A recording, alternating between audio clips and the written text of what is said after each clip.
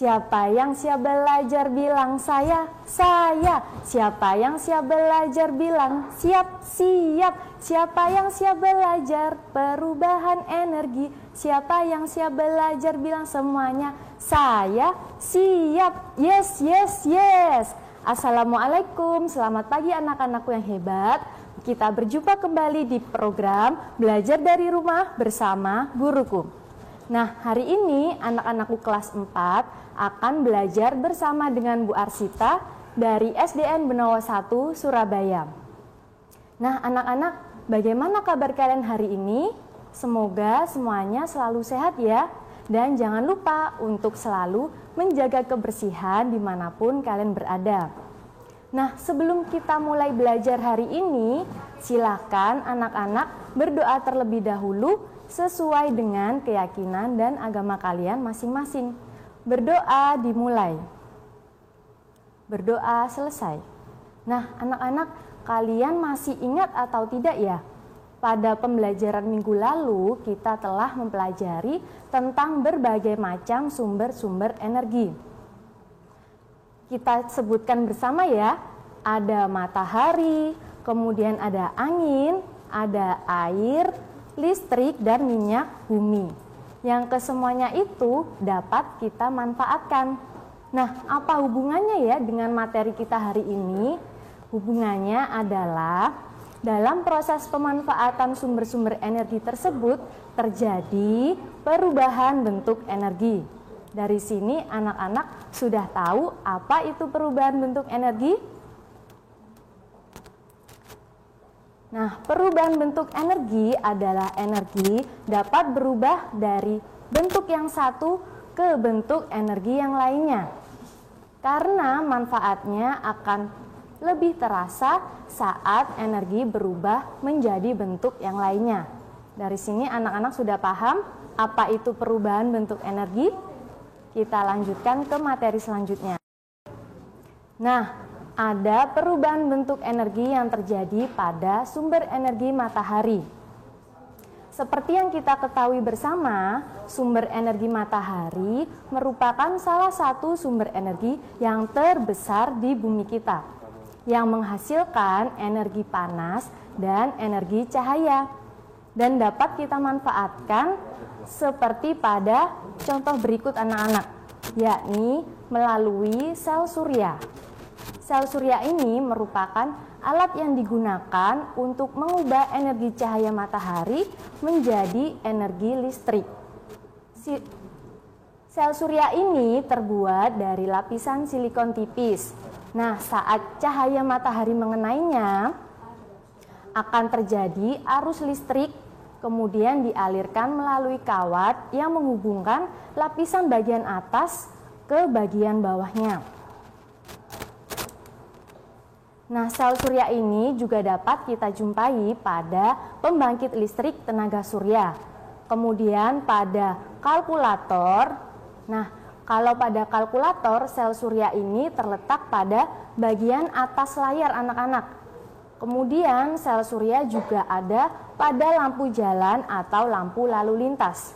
Dan biasanya dipasang pada atas lampu. Sehingga perubahan bentuk energi yang terjadi adalah energi cahaya diubah menjadi energi listrik. Nah, yang ada pada pembangkit listrik tenaga surya atau PLTS, kemudian sumber listrik pada kalkulator, dan sumber listrik pada lampu jalan. Kemudian untuk contoh selanjutnya, sel surya juga biasanya dipasang pada atap-atap rumah. Nah, perbedaannya yakni sel surya yang dipasang di atap rumah terdapat sebuah tangki anak-anak. Nah, tangki tersebut berfungsi untuk menampung air dan menjaga temperatur suhu agar tetap panas saat digunakan, meskipun sedang tidak ada matahari yang bersinar ya. Sehingga perubahan energi yang terjadi adalah dari energi cahaya diubah menjadi energi panas. Untuk contoh selanjutnya yakni energi cahaya matahari dimanfaatkan oleh tumbuhan. untuk memasak makanannya sendiri, yakni atau yang biasa kita sebut sebagai proses fotosintesis. Dan kemudian energi cahaya matahari ini akan diubah menjadi energi kimia oleh tumbuhan. Selanjutnya, perubahan bentuk energi yang terjadi pada pemanfaatan sumber energi air. Nah, air ini memiliki energi yang luar biasa besarnya anak-anak. Dan pada dasarnya, energi air ini dapat bergerak atau mengalir dari tempat yang lebih tinggi menuju tempat yang lebih rendah. Nah, itu adalah sifat dari air. Contoh gerakan air terdapat pada siklus, yakni air yang jatuh pada dataran tinggi akan mengalir dan terakumulasi menjadi aliran di sungai. Nah, aliran di sungai inilah yang nantinya akan mengalir menuju ke laut anak-anak.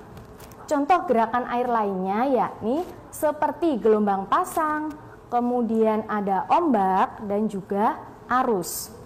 Yang semuanya tersebut dipengaruhi oleh berbagai hal.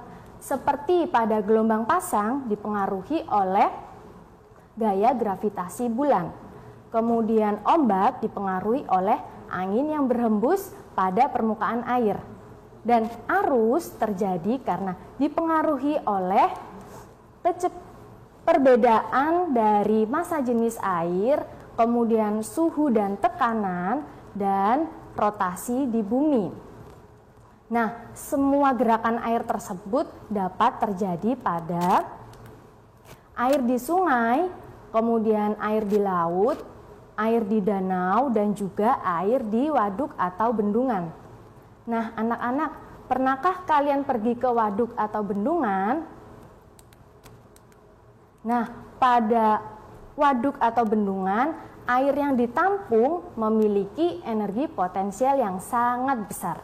Nah, setelah ini Bu Arsita akan lanjutkan kembali materinya setelah pesan-pesan berikut. Jangan kemana-mana ya, tetap di Belajar dari Rumah bersama Guruku.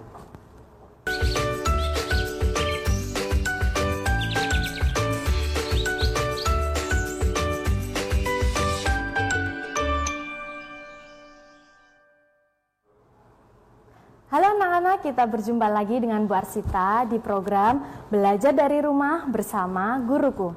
Nah, setelah itu kita akan membahas tentang perubahan bentuk energi yang terjadi pada air. Sebelumnya tadi Bu Arsita telah menjelaskan. Nah, pernahkah anak-anak pergi ke sebuah bendungan atau waduk? Nah, di sana air yang ditampung dalam sebuah waduk atau bendungan memiliki energi potensial yang sangat besar anak-anak. Saat air jatuh pada atas bagian bendungan, kemudian turun ke bagian bawah bendungan, memiliki arus dan kecepatan yang sangat tinggi, sehingga akan menggerakkan turbin. Nah, saat itulah energi potensial akan diubah oleh turbin menjadi energi mekanik dan selanjutnya akan diubah menjadi energi listrik. Nah, waduk atau bendungan ini dapat digunakan sebagai pembangkit listrik tenaga air atau yang biasa kita sebut sebagai PLTA. Nah, gerakan air dari atas menuju ke bawah menghasilkan energi potensial dan energi mekanik.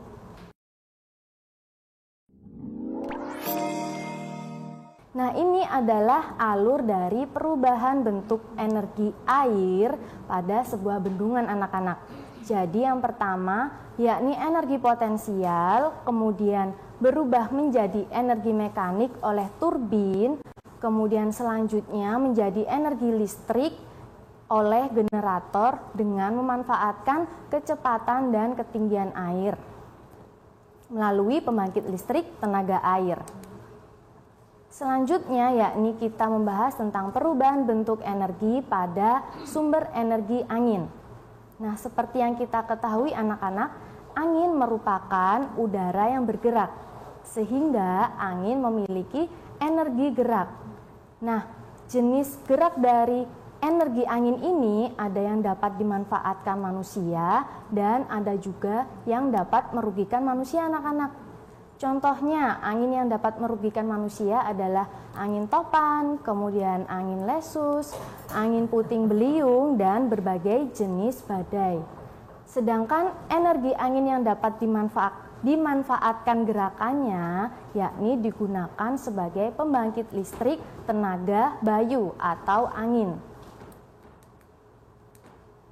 Nah, ini adalah beberapa gambar dari kincir angin yang digunakan di suatu daerah.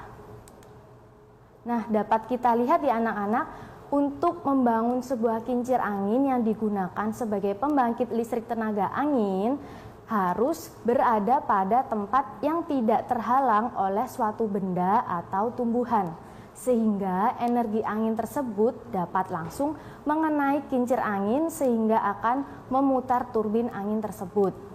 Nah, perubahan bentuk energi yang terjadi hampir sama dengan pemanfaatan sumber energi air tadi anak-anak, seperti energi gerak yang dimiliki oleh angin kemudian diubah menjadi energi mekanik oleh turbin, dan energi mekanik tersebut diubah menjadi energi listrik oleh bantuan generator melalui pembangkit listrik tenaga bayu. Dari sini anak-anak sudah paham ya apa saja perubahan bentuk energi yang terjadi dalam proses pemanfaatan sumber-sumber energi tersebut. Nah, selanjutnya yakni perubahan bentuk energi pada sumber energi listrik. Nah, seperti yang kita ketahui juga anak-anak, sumber energi listrik ini kita gunakan dalam kehidupan kita sehari-hari. Banyak sekali aktivitas kita memerlukan sumber energi listrik ini. Seperti contoh kecilnya adalah handphone yang kita gunakan dalam mengerjakan tugas. Nah, HP yang kita gunakan tersebut harus terisi baterai agar dapat digunakan. Nah, sebelum kita membahas perubahan bentuk energinya, kita perlu tahu dari mana saja sih asal sumber energi listrik tersebut. Yang pertama, sumber energi listrik berasal dari matahari, kemudian berasal dari air, berasal dari angin, berasal dari minyak bumi, dan juga berasal dari nuklir anak-anak. Nah, setelah kita mengetahui asal dari sumber energi listrik ini, kita dapat menghemat penggunaan energi listrik dalam kehidupan sehari-hari karena prosesnya sangat panjang sekali anak-anak. Jadi, saat kita memanfaatkan energi listrik ini, sudah seharusnya kita selalu berhemat. Kemudian selanjutnya adalah perubahan bentuk energi yang terjadi dalam penggunaan sumber energi listrik. Yakni yang pertama dapat diubah menjadi energi gerak, yang kedua dapat diubah menjadi energi panas, yang ketiga dapat diubah menjadi energi cahaya, yang keempat dapat diubah menjadi energi bunyi. Contohnya, energi listrik yang diubah menjadi energi gerak yakni pada kipas angin, mobil, kemudian motor, mixer, blender, dan lain-lain. Kemudian energi listrik yang dimanfaatkan diubah menjadi energi panas dapat berupa microwave, oven listrik, kemudian kompor listrik, solder, dan setrika. Kemudian energi listrik yang diubah menjadi energi cahaya yakni bisa terdapat pada cahaya lampu yang dijadikan penerangan seperti bohlam atau neon, kemudian lampu pijar, dan televisi. Kemudian perubahan bentuk energi listrik menjadi energi bunyi dapat kita manfaatkan sebagai bel listrik, kemudian klakson pada mobil dan motor, dan juga telepon. Selanjutnya yakni perubahan bentuk energi pada sumber energi minyak bumi. Nah, minyak bumi ini anak-anak berasal dari peruraian materi tumbuhan dan hewan yang turun secara perlahan pada suatu daerah. Nah, daerah tersebut dapat berupa laut, kemudian batas danau sepanjang pantai, kemudian danau dan rawa yang ada di daratan. Nah, minyak bumi ini banyak sekali dimanfaatkan oleh manusia, seperti pada pemanfaatannya sebagai bahan bakar dan gas cair. Bahan bakarnya berupa bensin, kemudian ada solar, ada oli, dan lain sebagainya. Kemudian untuk gas cair, yakni contohnya adalah LPG yang biasa digunakan oleh ibu-ibu kita memasak di rumah. Kemudian yang kedua dapat dimanfaatkan oleh produk polimer atau industri plastik. Yang ketiga ada sebagai pembangkit listrik. Yang keempat digunakan sebagai pengolahan pupuk. Nah, setelah ini anak-anak akan kembali lagi bersama Bu Arsita. Jadi jangan kemana-mana, tetap di Belajar dari Rumah bersama Guruku.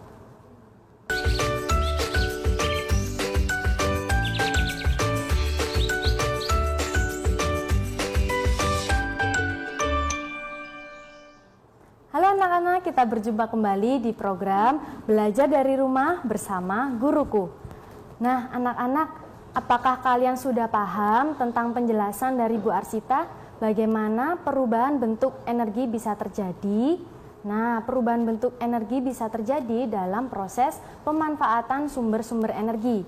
Yang telah kita bahas tadi ada perubahan bentuk energi pada sumber energi matahari, pada sumber energi air, pada sumber energi angin, pada sumber energi listrik, dan sekarang Bu Arsita akan lanjutkan kembali perubahan bentuk energi yang terjadi pada sumber energi minyak bumi.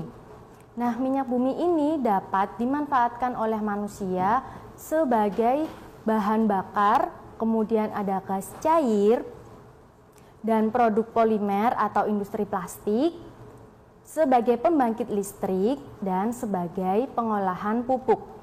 Nah, perubahan bentuk energi apa saja sih anak-anak yang dapat terjadi? Yang pertama, ada bahan bakar dan gas cair dapat berubah menjadi dari energi kimia diubah menjadi energi panas. Kemudian pada produk polimer atau industri plastik, perubahan bentuk energi yang terjadi adalah dari energi panas menjadi energi kimia. Kemudian pada pembangkit listrik, perubahan bentuk energi yang terjadi yakni dari energi panas diubah menjadi energi mekanik. Dan yang terakhir pada pengolahan pupuk, perubahan bentuk energi yang terjadi adalah energi panas diubah menjadi energi kimia. Dari sini anak-anak sudah paham ya apa saja perubahan bentuk energi yang dapat terjadi di sekitar kita melalui proses pemanfaatan sumber-sumber energi. Ayo bergabung. Nah, kali ini karena Bu Arsita sudah membahas semua materi pembelajaran kita, Bu Arsita adakan kuis untuk kalian. Nah, bagi anak-anak hebat yang berani menjawab kuis dari Bu Arsita, silakan anak-anak telepon dengan menghubungi nomor yang tertera pada layar kaca televisi anak-anak. Nah, sudah ada penelpon ya ternyata anak-anak. Kalau Bu Arsita jawab, anak-anak harus bilang, anak Surabaya, berani, hebat, yes, itu aku. Bisa ya? Oke. Halo, selamat pagi. Halo, selamat pagi. Anak Surabaya. Anak Surabaya, berani, hebat, yes, itu aku. Berani, hebat, yes, yes, itu aku. Nah, pintar sekali. Dari siapa? Selamat pagi, Bu Arsita. Oh iya, selamat pagi, Mas. Dari siapa dan dari mana ya? Dari Sabrina Putri, dari SDN Saunggaling 8 Wonokromo, Surabaya. Oh iya, dengan Mbak Sabrina dari SDN Wonokromo ya? Jawaban dari perubahan energi. Jawabannya apa ya Mbak Sabrina? Perubahan energi pada baterai jam dinding adalah energi listrik diubah menjadi energi gerak. Perubahan yang terjadi pada jam dinding yakni energi listrik diubah menjadi energi gerak. Nah, pintar sekali Mbak Sabrina sudah berani telepon ya. Nah, Bu Arsita butuh satu penelpon lagi untuk membandingkan jawaban dari Mbak Sabrina ya. Terima kasih Mbak Sabrina sudah telepon Bu Arsita. Selamat pagi. Ya, sama-sama. Nah, sebelum kita bahas jawaban dari Mbak Sabrina, Bu Arsita tunggu satu penelpon lagi yang berani. Dan jangan lupa passwordnya. Jika Bu Arsita bilang anak Surabaya, kalian harus jawab berani, hebat, yes, itu aku. Bisa ya anak-anak ya? Apakah sudah ada penelpon selanjutnya? Nah, karena masih belum ada, selagi kita menunggu teman-teman yang akan menelpon, kita bahas kesimpulan pembelajaran hari ini ya. Oh, sudah ada yang masuk anak-anak ternyata ya. Selamat pagi, dari siapa? Dari Jerome. Dari siapa? Jerome. Oh iya, Mas Jerome dari SDN. Jerome dari sekolah mana ya? Baratajaya. Dari SDN Baratajaya. Oke, Mas Jerome dari SDN Baratajaya. Passwordnya tadi apa ya? Kalau Bu Arsita bilang anak Surabaya. Anak Surabaya. Berani. Surabaya gerak. Hebat. Yes, itu aku. Coba diulangi lagi. Anak Surabaya. Wah, terputus ternyata teman-teman. Nah, sebentar ya, selagi kita menunggu penelpon selanjutnya, Bu Arsita akan bahas kembali kesimpulan kita pada pembelajaran hari ini. Nah, kesimpulan yang dapat kita ambil dari pembelajaran hari ini adalah bahwa banyak sekali perubahan bentuk energi yang terjadi di sekitar kita. Dan itu merupakan salah satu bentuk anugerah dan nikmat dari Tuhan Yang Maha Esa. Jadi kita sudah seharusnya bersyukur kepada Tuhan Yang Maha Esa. Dengan cara apa anak-anak? Dengan cara memanfaatkan sumber-sumber energi tersebut secara bijak untuk generasi masa depan kita anak-anak. Nah, selain itu silakan anak-anak mencatat tugas terlebih dahulu ya. Tugas hari ini dari Bu Arsita adalah cobalah mengidentifikasi perubahan bentuk energi yang terjadi di sekitar anak-anak. Apakah sudah dicatat anak-anak tugasnya? Jangan lupa nanti tugasnya diserahkan pada guru kelas masing-masing ya, dan dikerjakan dengan sungguh-sungguh. Bagaimana? Apakah ada telepon yang masuk lagi anak-anak? Oh, ternyata belum ada ya. Nah, jadi jawaban dari Mbak Sabrina tadi tentang kuis Bu Arsita, perubahan energi apakah yang terjadi pada jam dinding? Mbak Sabrina tadi menjawab energi listrik diubah menjadi energi gerak. Nah, jawabannya sudah betul anak-anak. Jadi, jam dinding tersebut memerlukan energi listrik yang berasal dari batu baterai. Nah, sebelum jadi energi listrik, yakni perubahan energinya adalah energi kimia yang ada pada batu baterai, kemudian diubah menjadi energi listrik, dan selanjutnya diubah menjadi energi gerak pada jam dinding. Hebat sekali anak-anak Surabaya. Nah, karena pembelajaran hari ini oleh Bu Arsita sudah selesai, setelah ini anak-anak kelas 3 bersiap ya, karena akan dilanjutkan oleh Ibu Nita.